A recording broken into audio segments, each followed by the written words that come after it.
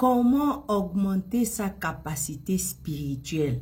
Comment augmenter sa capacité spirituelle? Ou en un mot, comment augmenter sa foi?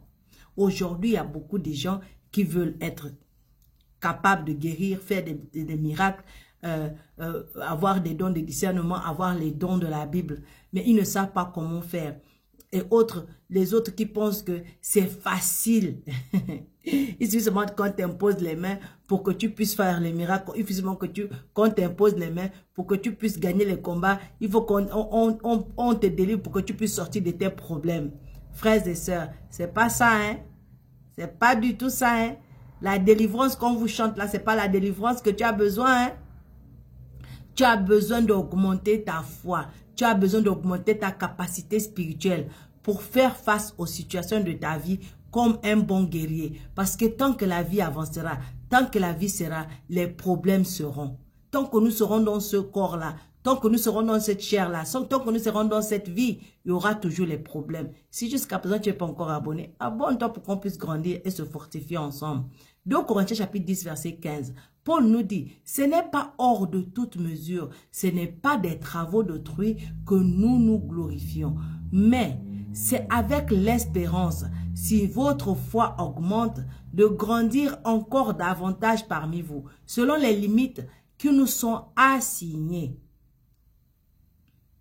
Ta foi doit grandir. La foi est comme un muscle que tu dois mettre en action, que tu dois pratiquer pour que ça puisse augmenter. Tu ne peux pas partir de rien et aller commander à un paralytique de marcher. C'est pas possible, ça ne marche pas comme ça.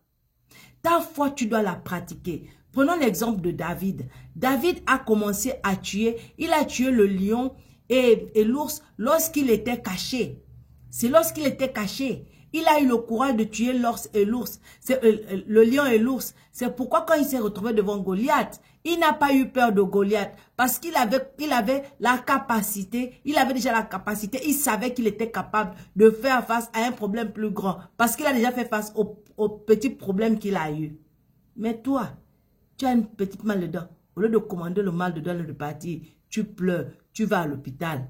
Un petit problème, on t'a volé quelque chose. Un petit problème, tu ne peux pas le régler. Un problème où le fait de demander pardon, même si tu as raison de demander pardon va résoudre le problème, tu vas faire le problème là, tellement le problème va devenir grand, tellement le problème là va devenir plus grand que tu l'aurais souhaité. Tu vas perdre confiance en toi, tu vas perdre tout pouvoir, tu vas tout laisser tomber parce que tu ne sais pas quoi faire. Combat d'abord les petits combats autour de toi.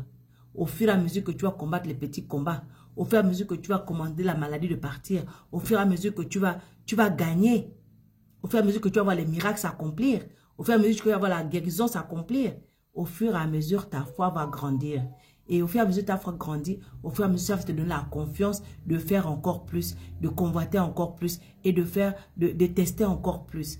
Et quand le problème qui sera plus grand va arriver, tu auras la foi nécessaire pour faire face comme David quand il a fait face à Goliath. Alors voilà comment augmenter ta foi. Mets ta foi en pratique. Mets la parole de Dieu en pratique dans ta vie. Et tu verras comment Dieu va élever ta foi. Et tu feras des miracles. Que Dieu te bénisse. Shalom.